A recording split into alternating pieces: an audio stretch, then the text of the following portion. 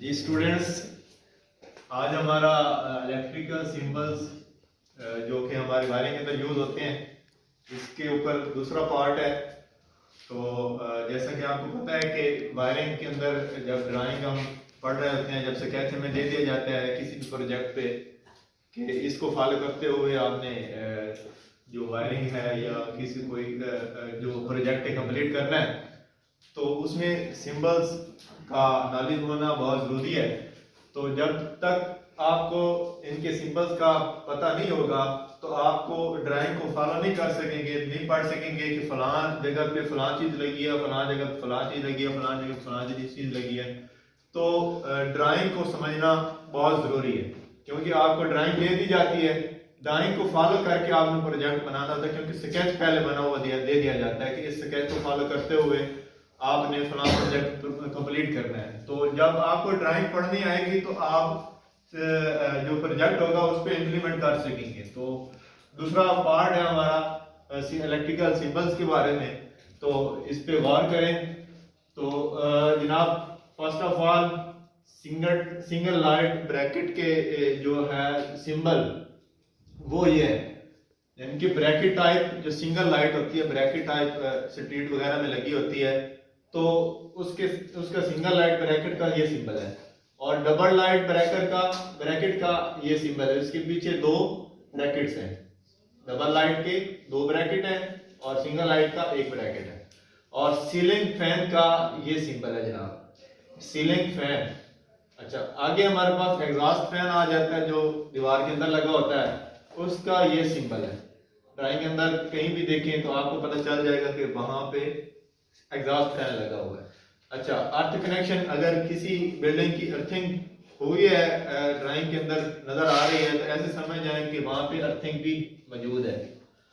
तो आगे क्वाइल का ये सिंबल है।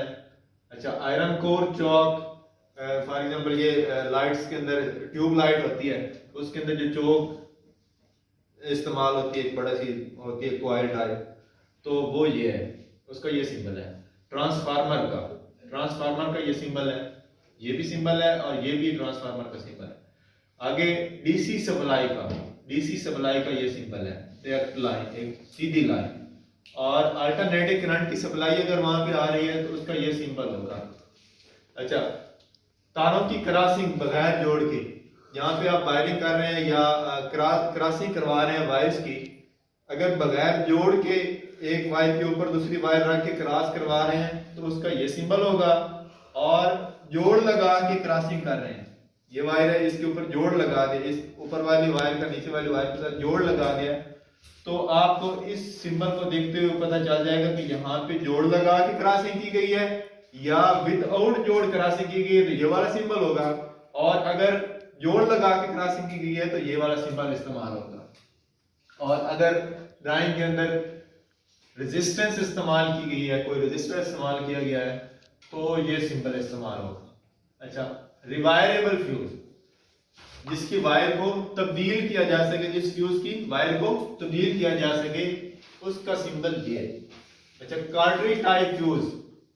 कार्ट्रिज टाइप ये जिसकी वायर को तब्दील नहीं किया जा सकता, ये शीशे नुमा होते हैं और ये स्टेबलाइजर वगैरह में पीछे ट्यूब सी होती है, तो उसका सिंबल जहां पे भी इस्तेमाल किया गया है जिस भी चीज के अंदर, तो उसका सिंबल ये है। अच्छा, फ्लोरेसेंट लैंप, ये ट्यूब या ये हमारा एनर्जी सेवर वगैरह जो है, इसका सिंबल ये है।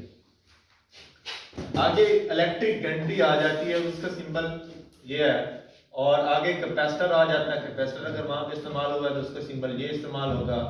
बेल पुश बटन, पुश करने के बाद फिर वो अपनी पोजीशन, हाथ हटाने पे अपनी पोजीशन पे आ जाए तो उसे बेल पुश बटन टाइप कहते हैं, तो उसका सिंबल ये है। अच्छा, इलेक्ट्रिक घंटी अगर इस्तेमाल की गई है, इलेक्ट्रिक घंटी, तो ये उसका सिंबल है। लिंक, जो आपको कार्ट्रिज किटकैट फ्यूज के अंदर जो लिंक वगैरह इस्तेमाल करते हैं, उसका ये सिंबल है।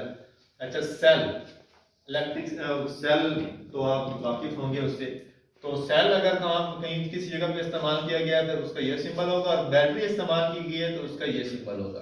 अच्छा, किसी जगह पे एनर्जी मीटर इस्तेमाल किया गया तो एनर्जी मीटर का किलोवाट आवर लिखा होगा उसके ऊपर और इस तरह का सिंबल बना होगा, तो आपको पता चल जाएगा कि फलां जगह पे फलां लोकेशन पे हमारा एनर्जी मीटर लगना है।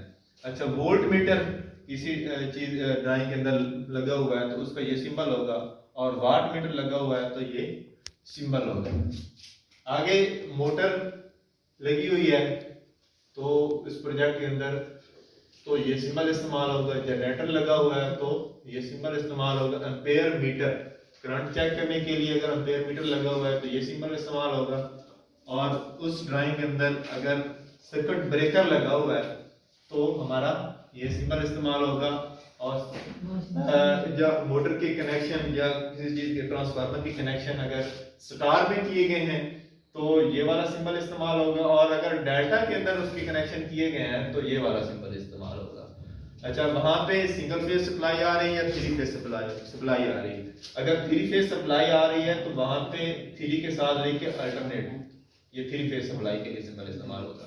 अच्छा, माइक्रोफोन, छोटे फोन अगर इस्तेमाल किया गया है वहां पे तो वो ये सिंबल है, और एरियल या एंटीना भी वहां पे लगा हुआ है तो उसका ये सिंबल है। अच्छा, इंपल्स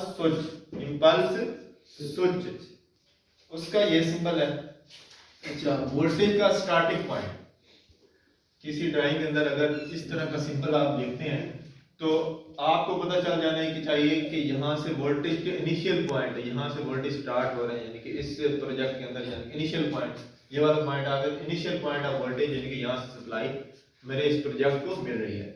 अच्छा, इस तरह का सिंबल आ जाता है तो पता चल जाना चाहिए आपको कि नॉर्मली क्लोज बटन लगा हुआ है। आम कंडीशन के अंदर ये बटन क्लोज है, ठीक है। वर्किंग जब करेगा तो इसका बटन ओपन हो जाएगा। अच्छा, और इस तरह का सिंबल आ जाए तो आपको पता चल जाना चाहिए कि ये कौन सा सिंबल, क्या चीज लगी हुई है। नॉर्मली कंडीशन के अंदर हमारा बटन जो है ये ओपन है, जब वर्किंग करेगा तो ये इस कंडीशन के अंदर आ जाएगा, क्लोज के अंदर।